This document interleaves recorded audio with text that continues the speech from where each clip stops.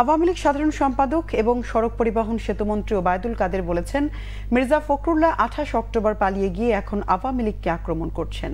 দেশি বিদেশি কোনো শক্তি নয়, সরকারকে নিয়ন্ত্রণ করে দেশের জনগণ। বিদেশি শক্তিতে হুমকি দিলেও সরকার সংবিধানের বাইরে যাবে না বলে জানান ওবায়দুল কাদের। রিপোর্ট ইমরুল কায়েসের। প্রধানমন্ত্রী শেখ হাসিনার স্বদেশ প্রত্যাবর্তন দিবস উপলক্ষে আলোচনা সভায় আওয়ামী লীগ নেতাদের অভিযোগ, জিয়াউর রহমান নানা রকম বাধা বিপত্তি ও ষড়যন্ত্র করলেও 1981 সালের 17 মে দেশে ফিরে আসেন শেখ হাসিনা। তারা বলেন, শেখ হাসিনার প্রত্যাবর্তনের মধ্য দিয়ে গণতন্ত্র এবং মুক্তিযুদ্ধের চেতনা পুনরুজ্জীবিত হয়। প্রধান অতিথির বক্তব্যে আওয়ামী লীগ সাধারণ সম্পাদক ওবায়দুল কাদের বলেন, জিয়াউর রহমানের আমলে আওয়ামী লীগের হাজার হাজার নেতাকর্মীকে কারাবন্দী করা হয়েছিল, হত্যা করা হয়েছিল। তাই বিএনপির মুখে বন্দী মুক্তির কথা মানায় না। 28 অক্টোবর পালিয়ে গিয়ে এখন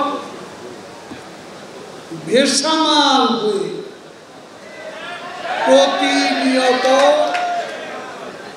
আওয়ামী লীগকে আক্রমণ করছে। বন্দি মুক্তির কথা বলে লজ্জা করে না?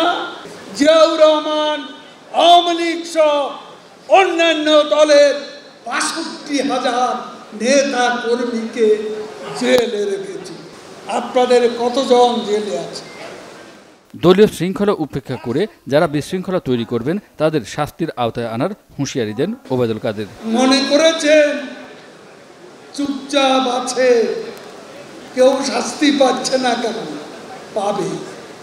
গত নির্বাচনে ৭৫ জন এমপি নমিনেশন পায়নি, এটাও শাস্তি।